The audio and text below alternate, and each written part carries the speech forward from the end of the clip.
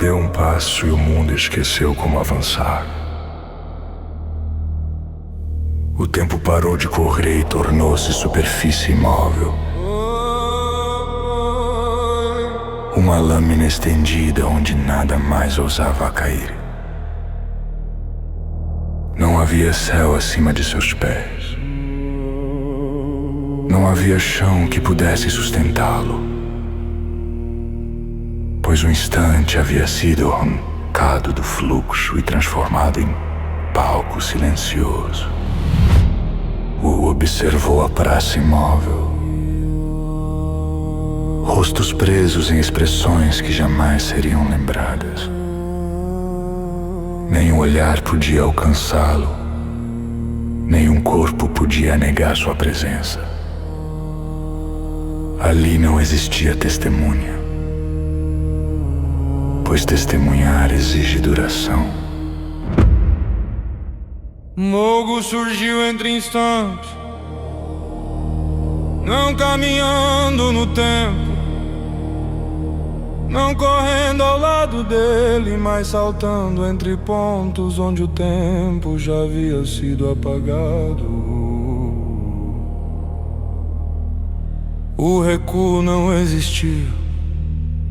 O custo do movimento havia sido deletado. Eles não lutavam no mundo, lutavam numa camada criada apenas para seus passos. Mogo falou, e sua voz ecoou como uma lei antiga. Tudo precisa de um recipiente. A gota precisa do rio. A vida precisa do espaço. Até o vazio precisa de expansão. O poder, disse ele, também precisa ser carregado. Posso criar algo que suporte o seu poder. Posso envolver sua força. Posso destruir o recipiente e com ele suas técnicas. Wu sorriu. Wu mergulhou no campo de batalha e o próprio inimigo recuou sem compreender. O círculo não se fechava. A contenção falhava. O espaço recusava obedecer. Wu ergueu o braço. A palma desceu. O tapa lançou Mogo para longe, rasgando o campo, quebrando a postura, enterrando o corpo na terra como um erro recém-descoberto. Quando Mogo se ergueu da cratera, não havia mais ordem em suas vestes, nem frieza em seus olhos. Parecia um mendigo arrancado da própria lei que defendia. Wu falou. Qual é o problema, Score? Não consegue aceitar quão facilmente foi derrotado. Como oponente, você sequer se qualifica.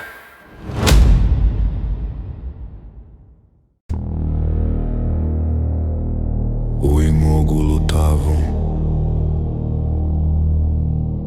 em uma região distante, além de qualquer civilização cósmica conhecida, onde nem o eco das estrelas ousava permanecer, pois ali até o espaço parecia um erro temporário aguardando correção. O tapa havia lançado Mogo para longe do mapa do existir, e ao se erguer, cercado apenas pelo vazio em expansão, o desespero o alcançou com violência absoluta.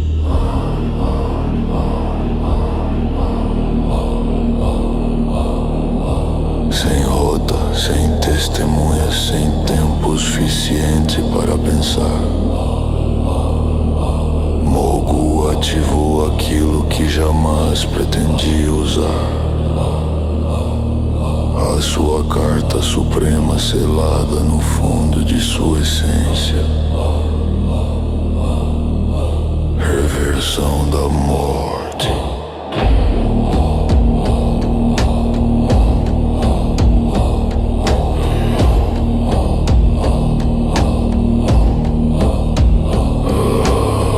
A técnica não buscava ferir o corpo nem romper defesas, mas apagar o karma em sua origem, desfazendo a linha causal antes mesmo do primeiro impulso de existência. O ataque penetrou afinidades, princípios e camadas, tentando rasgar a fonte que sustentava o alvo, desconstruindo o contínuo ao redor de U, como se o próprio mundo estivesse sendo desprogramado. Mogu gargalhou ao sentir a realidade se contorcer, certo de que nenhum ser poderia permanecer após tal apagamento. Mas o permaneceu ali, intocado, imóvel como aquilo que antecede o movimento. O pânico invadiu Mogu quando percebeu que o golpe havia falhado por completo e ele fugiu, teleportando-se para longe apenas para encontrar-o à sua frente, observando-o em silêncio absoluto. Tentou novamente e novamente. 9 tentativas de fuga se sucederam, em todas elas Vu surgia à sua frente, não perseguindo, mas ocupando o único ponto possível. O terror dissolveu qualquer resquício de orgulho. Tocou o ombro de Mogu e naquele instante toda sua forma foi paralisada, cada partícula congelada em obediência total. Já brincamos o suficiente, disse U, com voz firme e sem emoção. Como você não pretende falar, eu arrancarei a informação depois de desconstruí-lo por completo. Não, gritou Mogu em desespero absoluto, implorando enquanto encarava o inefável longínquo que jamais respondeu. Mestre, eu não quero morrer assim. O balançou a cabeça lentamente enquanto iniciava o refinamento, desfazendo cada parcela da criatura, separando intenção, memória, forma e nome, como quem desmonta um mecanismo defeituoso. Ao final, Wu respirou profundamente e falou: tolo, seu mestre nunca viria para ele. Você era apenas uma forma de passar o tempo.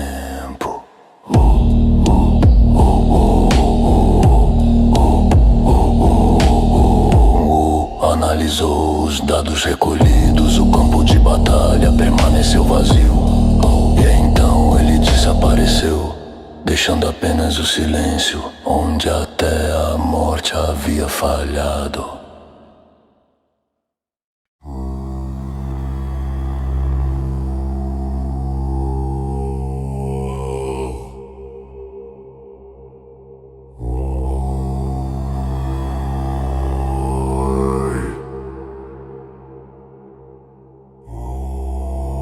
Aproximava-se da cidade das miríades de Budas pela estrada colossal.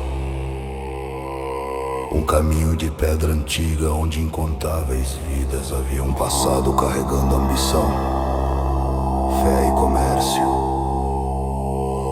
Uma via larga como um rio imóvel sustentando o fluxo de mundos inteiros.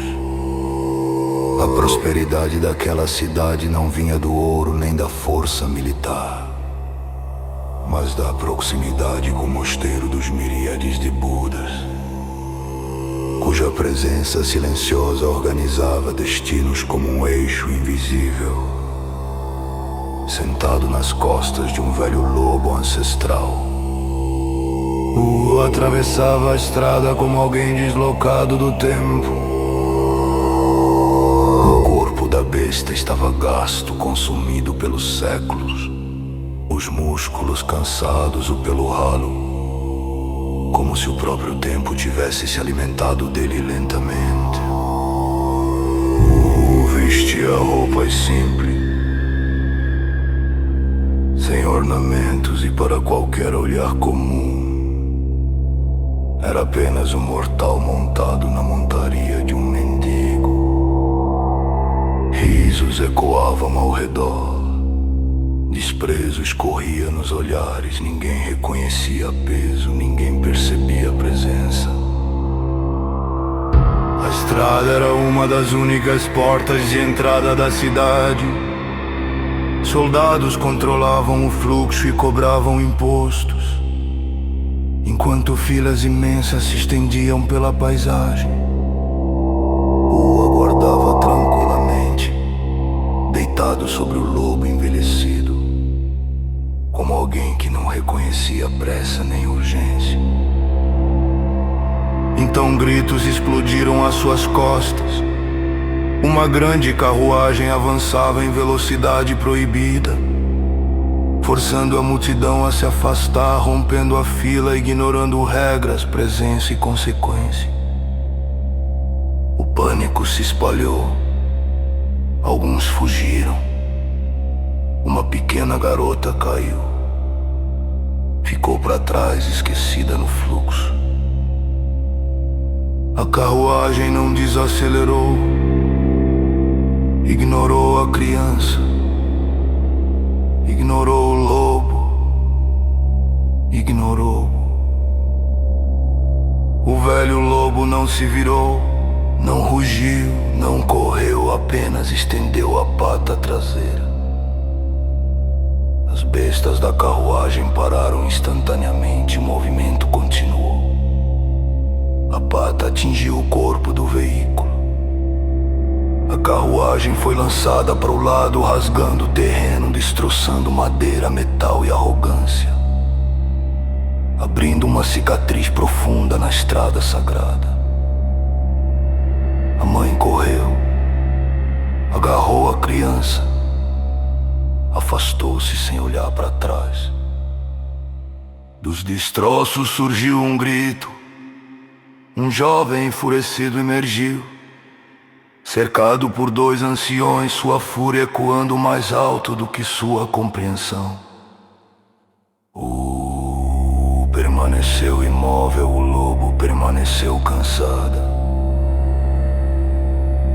A estrada aguardou naquela porta sagrada.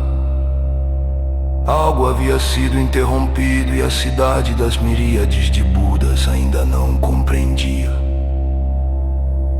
quem realmente havia chegado.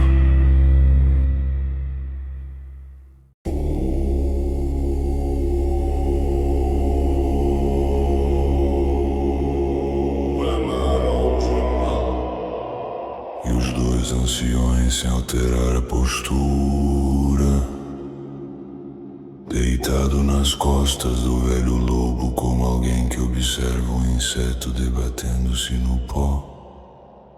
Sua voz atravessou a estrada com calma absoluta, não como ameaça, mas como constatação inevitável. Viver na ausência do coração, disse-o, é aceitar que todos à sua frente podem morrer, sem que isso cause qualquer perturbação interior. Você os mataria apenas porque estavam no caminho, porque aos seus olhos eles não passam de insetos. Inclinou levemente a cabeça e seus olhos refletiram a cidade ao longe. As estátuas, muros, a multidão que observava em silêncio. Então continuou com a mesma serenidade. Então seguirei o seu ponto de vista. Se aos seus olhos todos aqui são inseto, aos meus olhos vocês não são diferentes.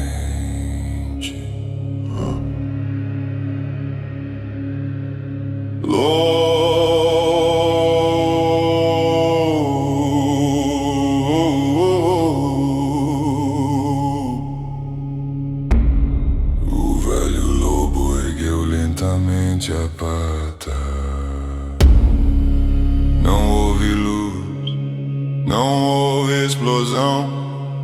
A coordenada do mundo simplesmente se fixou. O espaço decidiu obedecer.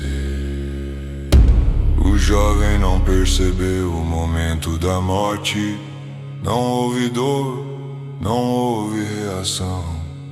A existência apenas cessou, como um pensamento interrompido antes de ser concluído.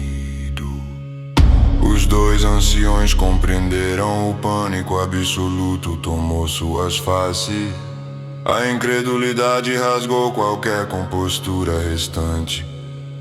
Antes que pudessem gritar, antes que pudessem suplicar, seus corpos se desfizeram em nuvens de sangue, como formas mal sustentadas devolvidas ao nada. Wu não se moveu do início ao fim. Permaneceu deitado nas costas do lobo, como se nada tivesse ocorrido, como se aquele gesto fosse apenas uma correção mínima no fluxo do mundo. O velho lobo retomou a caminhada. Eles atravessaram os portões da cidade das miríades de Budas. Nenhum guarda ousou cobrar qualquer taxa. Nenhum soldado ergueu a voz. O mais estranho veio depois. O comportamento de todos seguiu normalmente. Risos retornaram, conversas continuaram, como se o instante anterior tivesse sido apagado, como se a morte jamais tivesse ocorrido. Wu falou, com naturalidade tranquila: vamos passear um pouco pela cidade. Depois de comer alguma coisa, iremos ao mosteiro das miríades de Budas. O lobo concordou em silêncio e continuou seus passos, enquanto a cidade respirava, sem perceber o peso que acabara de entrar.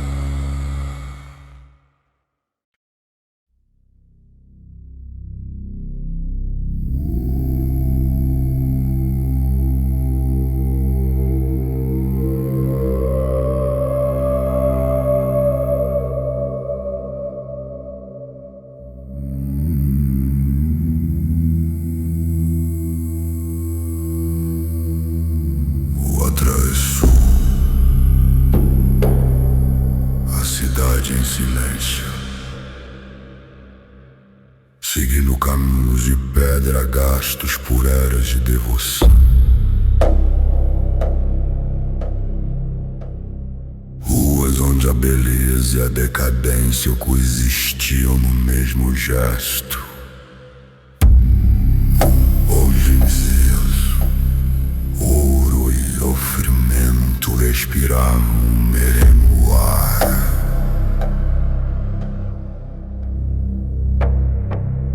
A cada passo, estátuas observavam sem olhos,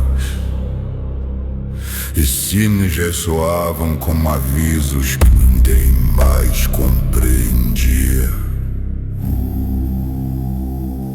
O respirou fundo e falou, com voz baixa, às vezes a maravilha e o horror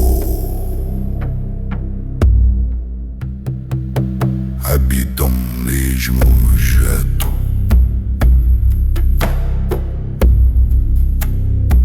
O velho lobo caminhava ao seu lado, os passos firmes apesar do corpo cansado.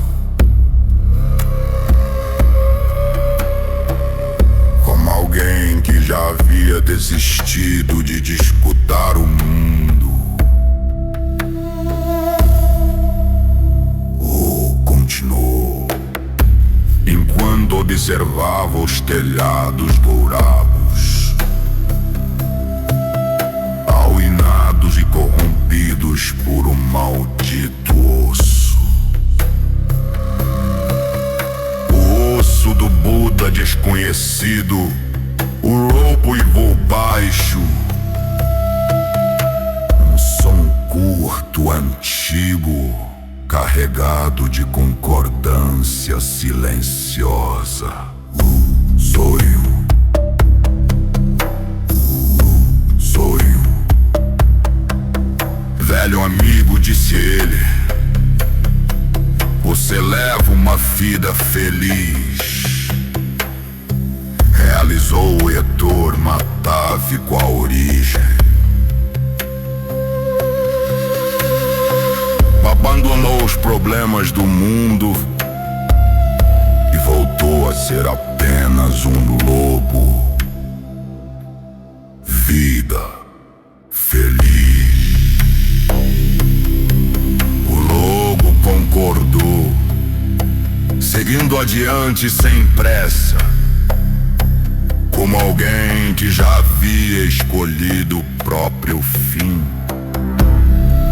Quando chegaram às portas do mosteiro nas miríades de Budas, os muros erguiam-se como montanhas douradas. Belos demais para esconder a corrupção incrustada em suas fundações.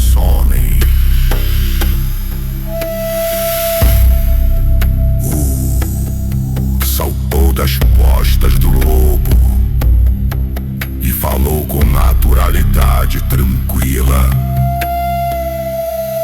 aguarde aqui quando eu voltar. Trarei um moço de presente. O lobo olhou para com uma expressão serena e feliz, enquanto ele se afastava e começava a subir as escadarias. Um passo por vez, a escadaria possuía sempre 8 degraus. A cada degrau, os pés de U imprimiam uma runa, seus antigos despertando sob a pedra, ativados não por energia, mas por reconhecimento. Alcançar o topo. Sou eu, diante na beleza infinita dos palácios e da corrupção profunda que sustentava tudo aquilo. Um velho monge se aproximou. Seu olhar era calmo demais, sua presença profunda demais. Amitábha saudou o velho. Todos ao redor se curvaram, incrédulos. Aquele monge era o ancestral arcaico que vivia nas profundezas do mosteiro.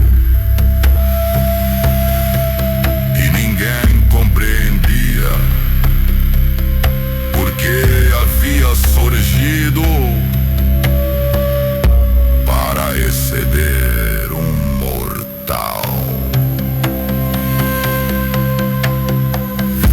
Sorriu e falou, tudo apressário. Impressionante, você sozinho conseguiu manter este lugar. Sua voz não carregava elogio, até nas constatação, mas a corrupção logo irá devorá-lo e você se tornará um diabo que devorará tudo o que hoje protege.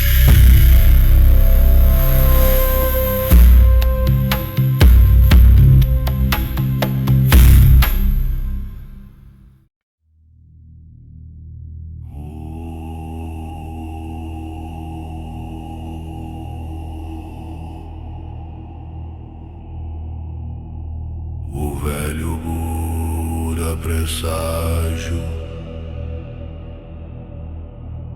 Em silêncio absoluto, seus olhos refletindo não compaixão, mas compreensão plena do inevitável. O velho falou sobre contenção falha, sobre emoções infiltradas, sobre sentimentos que se tornaram portas para a corrupção, e sobre aqueles que ainda mereciam ser salvos antes do colapso. Ele falou do selo, do sacrifício, do plano de encerrar a própria existência junto com o osso, sabendo que provavelmente falharia.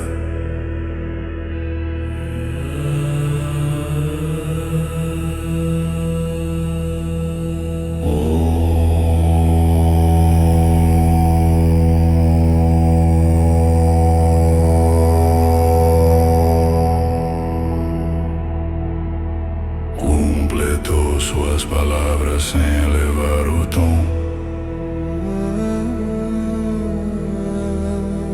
Depois disso, você devorará tudo,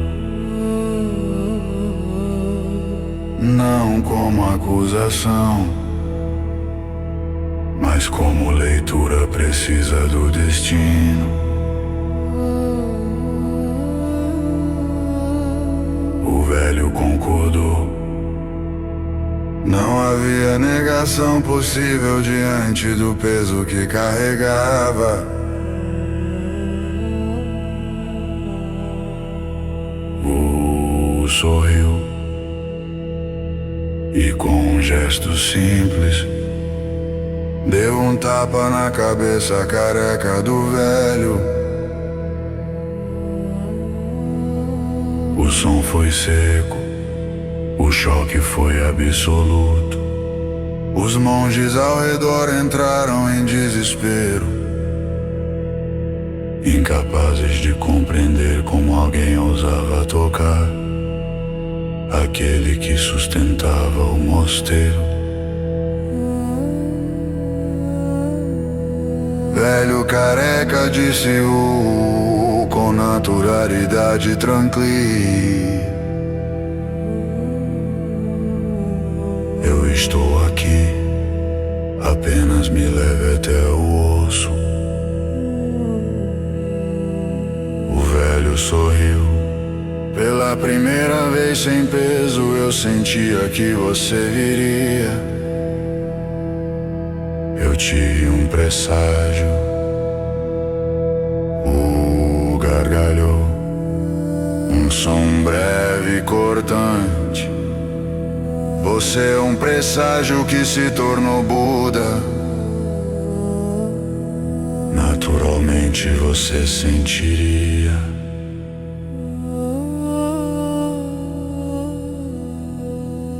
Eles caminharam juntos, ignorando completamente todos ao redor.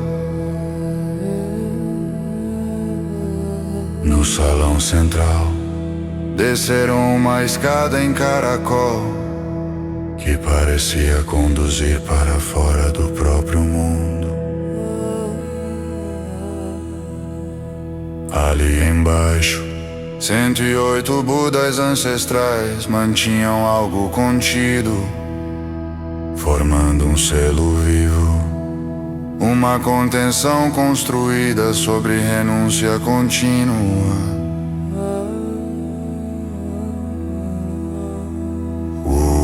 Observou o centro da formação. A verdadeira forma do Buda presságio revelou-se. O avatar ao seu lado se desfez, retornando ao corpo principal. como uma máscara retirada diante da verdade. Então olhou para o osso com um gesto simples. Todos os Budas desapareceram do círculo e ressurgiram atrás dele, reposicionados pela vontade que não pede permissão. Requiem disse-o: vocês não compreendem a natureza daquilo que estão selando. Deem mais 13 passos para trás e não se envolvam.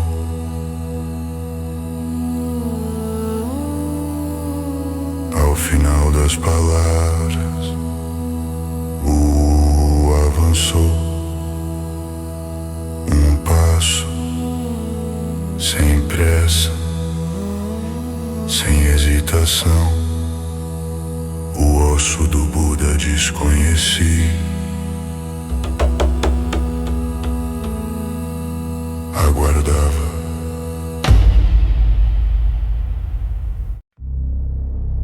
Wu encarou o osso e falou sem elevar a voz,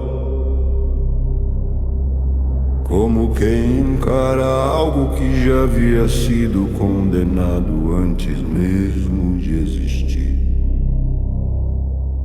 Você achou que eu não o veria? Você caminha pelo destino e seus passos deixam seu fedor por onde passam. O salão inteiro estremeceu, pois aquelas palavras não eram apenas som, eram reconhecimento, eram sentença, eram o ato de nomear aquilo que deveria permanecer oculto.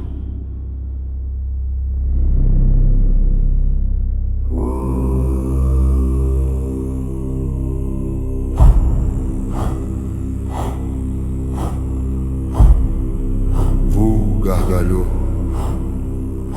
O riso não carregava escárnio, carregava certeza. Você preparou 9 caminhos para o seu retorno, teceu rotas dentro do tempo da causalidade, da decadência. Hoje, eu refinarei o 8º deles quando nos vermos novamente. Já serão os dias finais da sua epítome. A própria estrutura do espaço se retraiu, pois aquelas palavras não descreviam o futuro, elas o fixavam.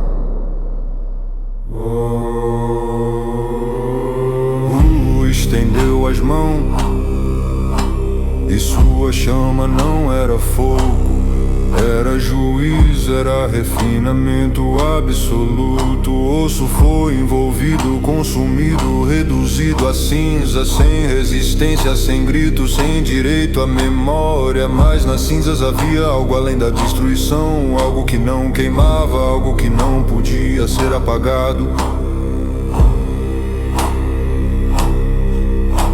Uma única gota de fluido medular permaneceu, tão pequena que escapava ao círculo da percepção, tão profunda que carregava eras inteiras. Não era matéria, não era espírito, era vestígio de intenção primordial. Algo que havia trazido 109 Budas àquele lugar, algo que apenas o Buda presságio em seu verdadeiro olhar conseguia ver. Quando os olhos do Buda presságio encontraram aquela gota, o pânico atravessou como uma lâmina. Não era medo da morte, era o terror do reconhecimento. Ele gritou e o grito não foi humano, foi o eco de alguém que compreendeu tarde demais o que havia sido selado ali. gargalhou novamente. O riso atravessou o salão como uma onda de extinção controlada. Nada mais precisava ser dito, o oitavo caminho havia sido refinado.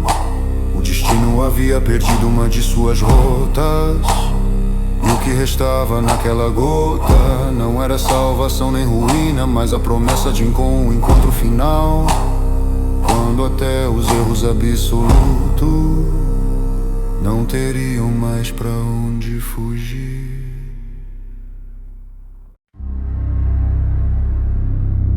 O não enfrentou, abriu uns afrentam inimigo.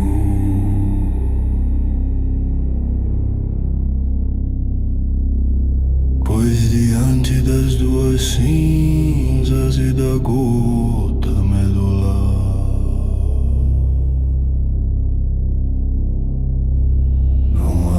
oposição, apenas permanência. Ele permanecer.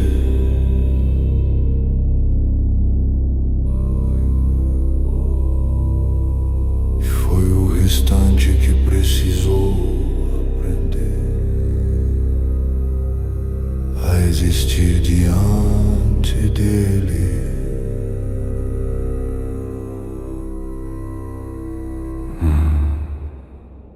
Respirou. As duas vias do Kogyu se abriram, não como pulmões, mas como caminhos ontológicos antigos. Uma via desceu, a outra acendeu, e o ar deixou de ser. As cinzas se moveram primeiro, a cinza pesada, carregada de falhas sedimentadas, entrou pela via descendente, onde tudo que caiu aprende a repousar. A cinza leve, feita de restos de intenção, entrou pela via ascendente, onde o negado aprende a subir sem forma.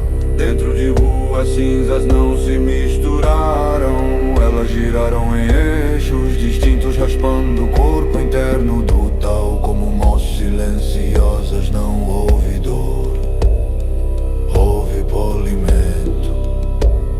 Então o primeiro segredo se fixou, o segredo da cinza. A cinza não é o que sobra do fogo, é aquilo que o fogo recusou carregar adiante. Cinza é memória, perdeu o direito de continuar sendo história. Quando esse segredo foi compreendido, a cinza pesada se dissolveu e o que restou o pó. O segredo do pó se revelou. O pó não é fragmento, o pó é escolha. Tudo que se torna pó o faz porque não suportou permanecer inteiro. O pó é a confissão final da matéria diante do tal. As duas cinzas cessaram o atrito, tornaram-se silêncio circulante dentro de girando sem conflito, sem desejo, sem forma fixa. Então a gota medular se moveu, não a puxou, a conheceu. Ela se aproximou como um Dan que sempre soube onde repousar. A gota atravessou como luz atravessa a jade, sem pintura, sem resistência, e instalou-se no centro, onde intenção, corpo e nome se encontram. Ali o terceiro segredo se abriu, o segredo da essência. Essência não é poder, essência é continuidade, sem narrativa, aquilo que permanece, mesmo quando não há mais região para permanecer. Por fim, o último segredo não surgiu como palavra, mas como estado. O segredo do líquido medular. Shen não nasce, Shen não morre. Shen é aquilo que observa o refinamento e decide lembrar. O não absorveu o Dan pílula amalgamática não se tornou arma, nem técnica, nem órgão. Ela passou a caminhar com o por dentro, como um ser que escolheu seguir em vez de dominar. Quando o processo terminou, não houve explosão, nem luz, nem proclamação. Houve a plena Soul respirando o Tao por um instante, respirando com ele.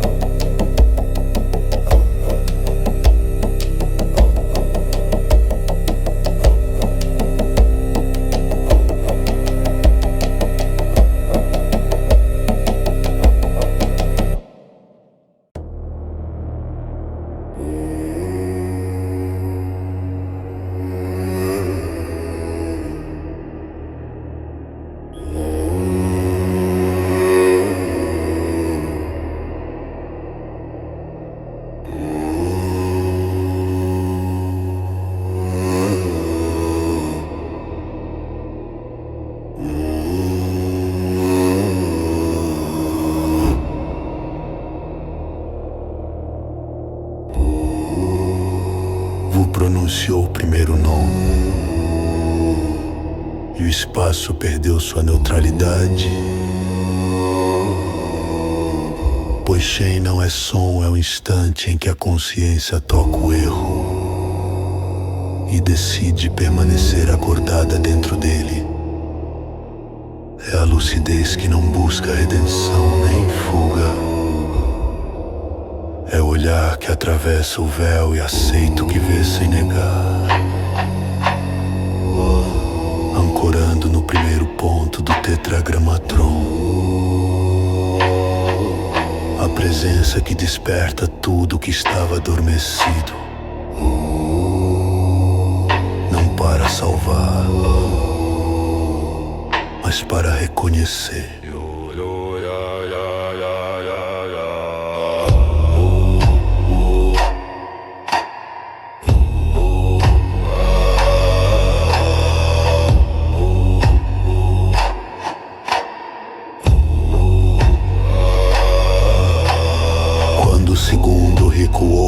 Se revelou como atrito eterno,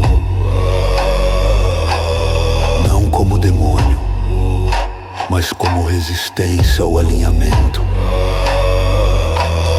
A fricção que impede o retorno à pureza, o peso que impede a dissolução completa, a força que faz o erro persistir mesmo quando compreendido, ancorando o segundo ponto do tetragramatron. Que sustenta a malícia e a impede de ser lavada pelo fluxo do Tao. O terceiro nome foi pronunciado e Xian se manifestou como permanência além da morte do fim, continuidade sem repetição, existência que já deveria ter cessado, mas encontrou um modo de permanecer refinada, ancorando o terceiro ponto do tetragramatron, como a sustentação do que não envelhece, não decai, não se consome, coabitando com o tempo sem se submeter. Então o quarto nome foi liberado e Xiu abriu sua profundidade, não como um mistério a ser revelado, mas começo de realidade que não se entrega, a escuridão que não é ausência, mas densidade inalcançável pela compreensão comum, ancorando o quarto ponto do tetragramatron. A totalidade impede que o ser seja reduzido e do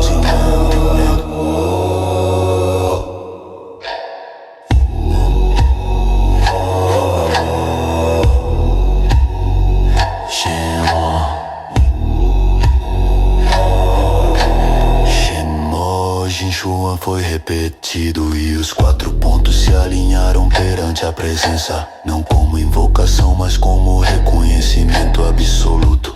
Pois o falou e o campo respondeu, declarando que sempre pôde pescar antes da completude, que a espera não era limitação, mas escolha, e que agora o tempo havia chegado. Bu declarou que o conduziria de volta pra casa, junto aos 19 espectros e desejos sombrios que se escondiam como ratos nas dobras do existir, crendo-se fora do alcance do olhar, mas todos foram fixados pela presença no instante em que o nome foi completado. O espaço estremeceu sem explosão, o destino se alinhou sem redenção, e a guerra não foi anunciada por grito, mas pelo silêncio que se tornou pesado demais pra continuar intacto.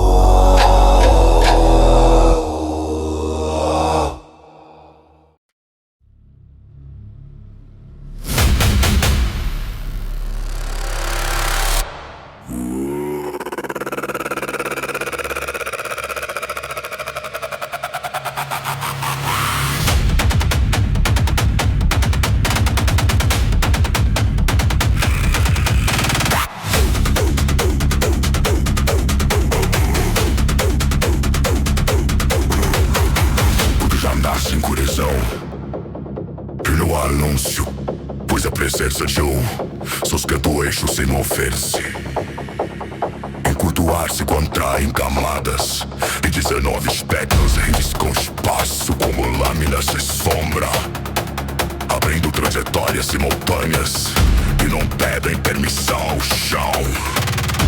Ich emotion schwer.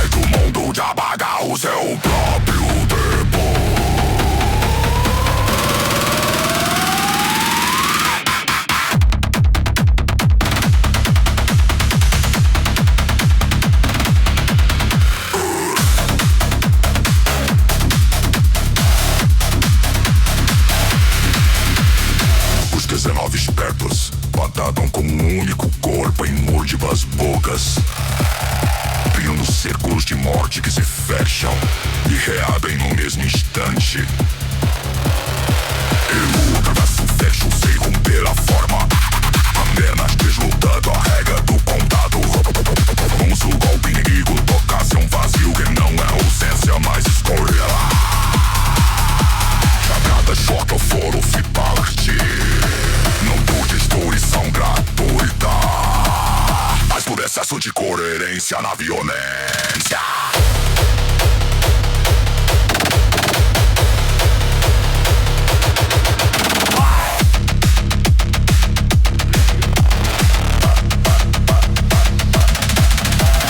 O falar e a voz cai como pedra sobre metal.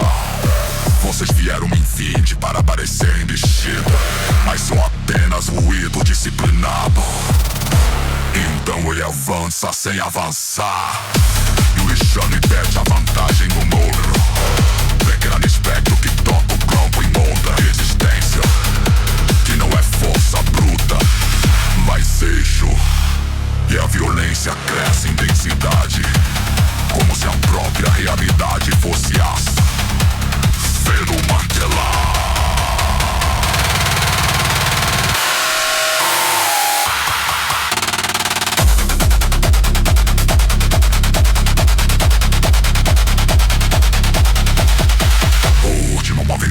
chega sem aviso. Todos convergem, 19 sombras, e o soberano comprimem o ataque. Num único instante, Yo responde um golpe que reúne peças e peças são do mesmo ponto. Que o mundo sofre, mas ainda existe. Até que as 20 bebês se jogam pela última vez. Não são 50 de forma seca, como se o universo tivesse fechado a boca a não pronunciar do que vem depois.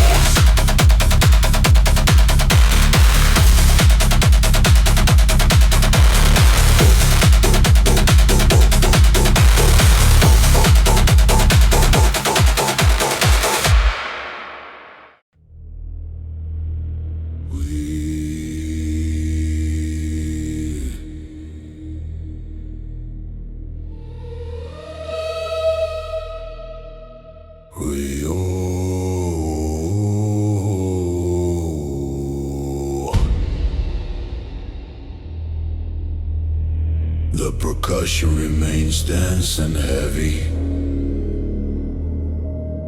Rhythm slightly slower but far more massive. Sub-bass constant and crushing, guttural vocals longer and sustained. Layer chant suggesting compression and fusion, when the fusion será e sum. Aprende a ser densidade absoluta. Vontades múltiplas se comprimem até perder o nome. Identidades se dobram pra dentro e se tornam peso, e o campo inteiro percebe que a malícia deixou de ser movimento disperso para assumir contorno, massa e intenção contínua. Um segundo corpo que não nasce nem cresce, mas se impõe envolvendo Shenmue Shan Yeshuan como uma pele viva feita de rancor, lúcida e consciência afiada. Lúcido e consciência afiada. A ontologia rompe primeiro, pois o que é deixar de concordar consigo mesmo. A existência passa a ranger como estrutura sobrecarregada. As leis tentam reagir apenas para esquecerem porque existiam. A nomologia sangra sem som, ubiquidade se contorce, incapaz de sustentar lugar fixo, e a anisotropia se dissolve como direção perdida, pois já não há frente nem trás. Quando o segundo corpo aprende a ocupar todas as possibilidades ao mesmo tempo, sem estar em nenhuma delas. Ou em nenhuma delas.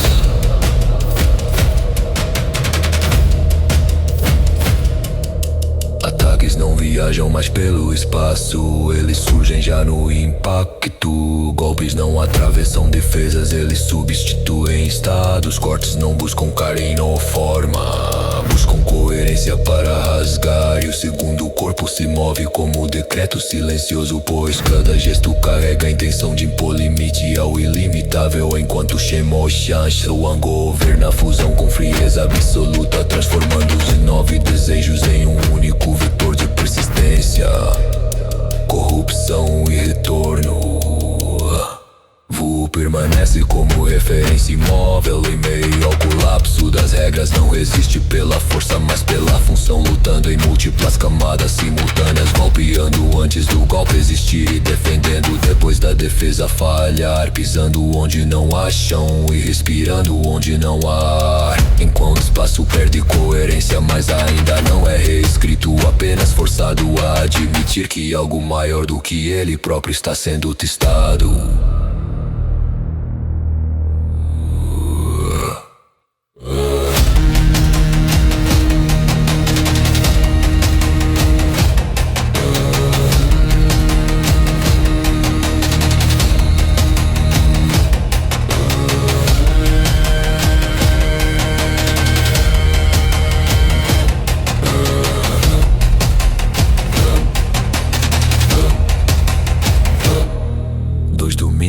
arrancaram sem concessão, sem recuo e sem explicação. A fusão alcança sua forma plena e o confronto deixa de ser físico sem ainda se tornar renderização. Até que um único golpe se manifesta, não para destruir, mas para rasgar as regras restantes, fazendo o mundo gritar sem som, enquanto o impacto final suspende tudo em um instante intolerável, encerrando a música em ruptura aberta sem resolução, preparando a transição violenta que se aproxima.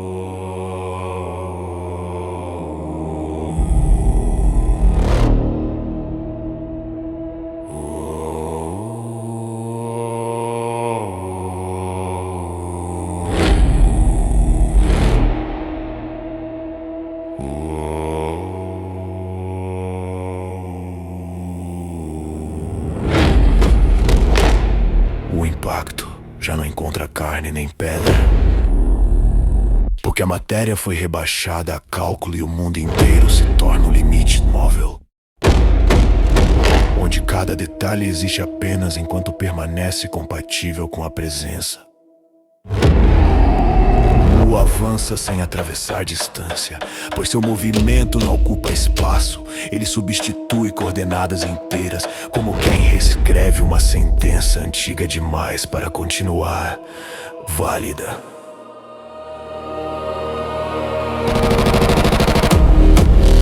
Do chão não se parte em fendas.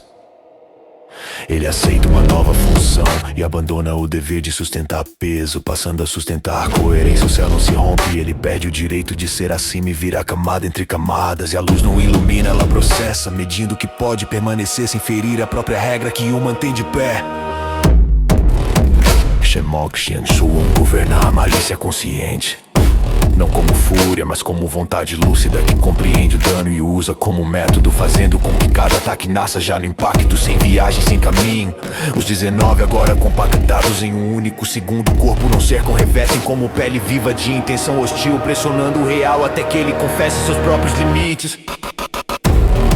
Os golpes não destroem, eles atualizam estados, removem definições obsoletas e substituem o que era por aquilo que ainda pode existir. Defesa deixa de ser gesto e vira verificação, pois aqui só há compatibilidade ou exclusão, e o que não cabe não cai, apenas deixa de ter direito a ser nomeado, como se nunca tivesse merecido uma forma. O tempo tenta assistir, mas é convertido em sequência processável. A memória tenta registrar, mas é sobrescrita antes de nascer. O espaço tenta conter, mas vira superfície de cálculo, e o próprio ar se reorganiza em camadas de permissão, onde respirar não é ato, é concordância, e existir não é estado, é uma assinatura renovada a cada instante. O não busca ferir, porque ferir pressupõe permanência do alvo. E aqui o alvo é versão. Sua mão desce, não toca matéria, toca critério, e o critério cede, e aquilo que parecia sólido se revela apenas um acordo antigo. Shenmo Shanshuan responde impondo arquitetura, tentando transformar a presença em contorno, em recipiente, em borda, em algo que possa ser carregado e então quebrado. A realidade começa a renderizar a si mesma. Superfícies viram interfaces, formas viram parâmetros, corpos viram mapas instáveis, e as almas perdem centro, tornando-se cartografia mutável. Cada colisão apaga uma linha do mundo e escreve outra, e o campo de batalha deixa de ser campo, torna-se mar de renderização, onde o que existe flutua em fragmentos calculados, sem nostalgia e sem retorno. E quando o mar se completa, já não há cenário externo, ou apenas processamento, ou apenas reescrita, apenas o choque entre governo da malícia e governo da presença. O mundo não grita porque grito ainda é linguagem, e aqui a linguagem foi reduzida a dado, e o dado é reduzido a silêncio útil, enquanto o existir inteiro se ajoelha sem se quebrar, aguardando a próxima transição.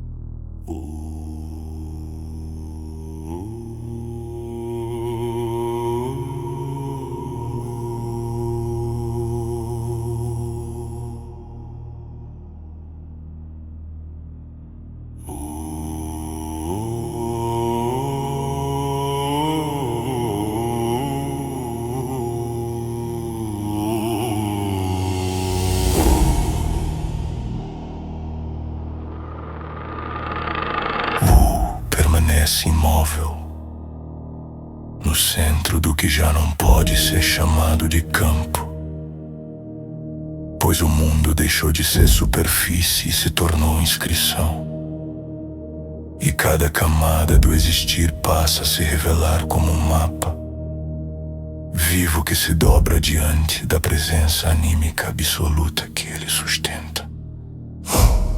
Não existe mais céu nem chão, apenas territórios de essência sobrepostos, linhas de intenção atravessando outras linhas, domínios colidindo como placas invisíveis que disputam o direito de definir o que pode continuar existindo.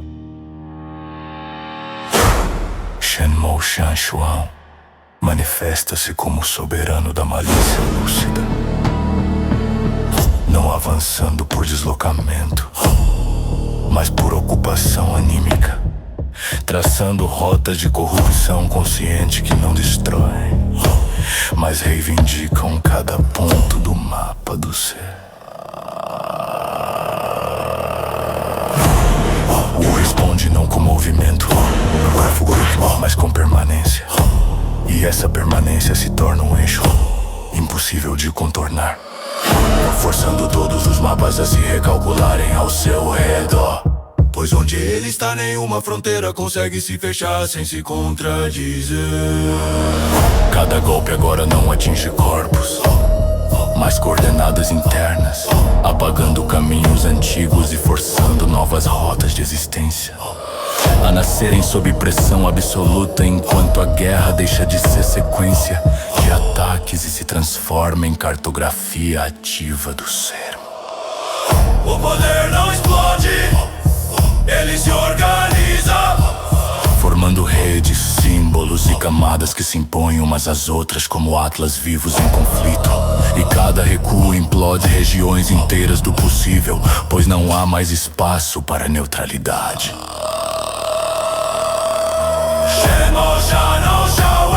Dele encerrar o mapa, fechar todas as rotas, aprisionar o centro, transformá-lo em limite.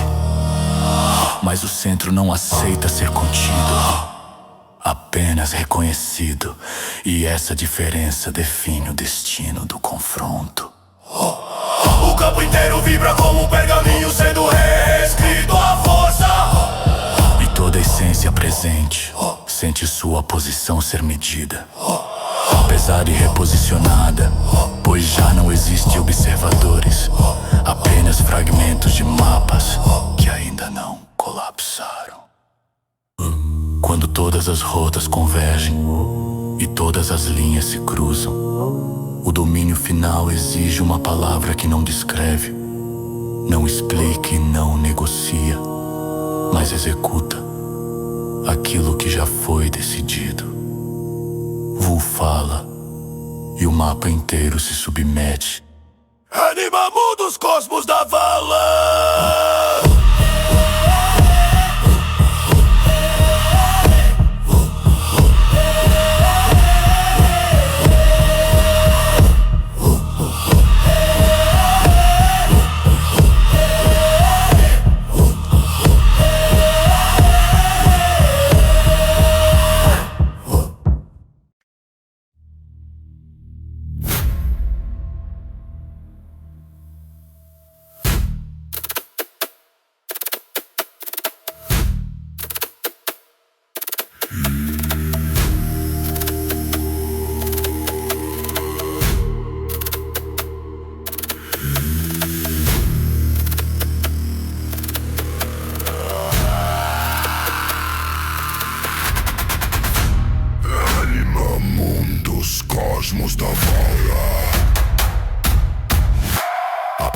Jonas ela desce atravessando todas as camadas que ainda ousavam se sustentar como mundos separados.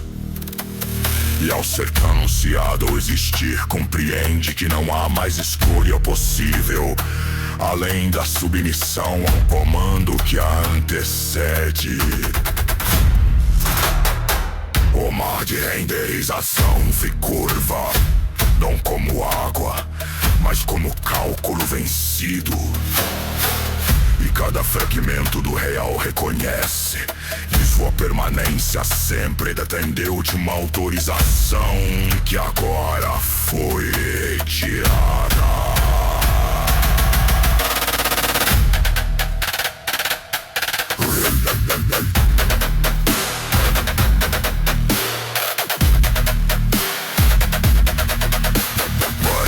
Chamada e toda a força anímica que ainda se acreditava individual perde o direito de se isolar, pois a alma deixa de ser território privado e retorna ao campo comum da presença absoluta. Mundos responde, não como planetas ou reinos, mas como estruturas narrativas inteiras que colapsam em simultaneidade, quando tudo aquilo que sustentava a identidade própria é forçado a reconhecer sua origem compartilhada. Cosmos descembram como vastidão, mas como ordem imposta. E o baixo deixam de ter sentido quando o centro se revela soberano. Da aula não em queda e aceitação forçada é o movimento final de tudo aquilo que resistia em permanecer erguido por orgulho. E ao ouvir esse comando o universo compreende que não está sendo destruído, apenas colocado de volta em sua posição correta.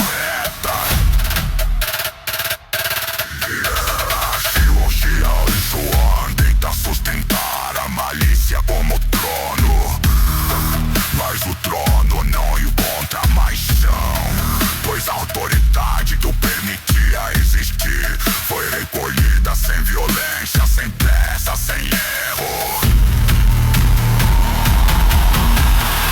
Os 19 espectros não gritam, não fogem, não mentoram, pois percebem tarde demais que sempre foram projeções sustentadas por uma permissão temporária. E quando essa permissão se encerra, não resta sequer a possibilidade de resistência. A malícia lúcida reconhece seu fim não como derrota, mas como retorno inevitável, pois todo desvio precisa um dia ser reconhecido.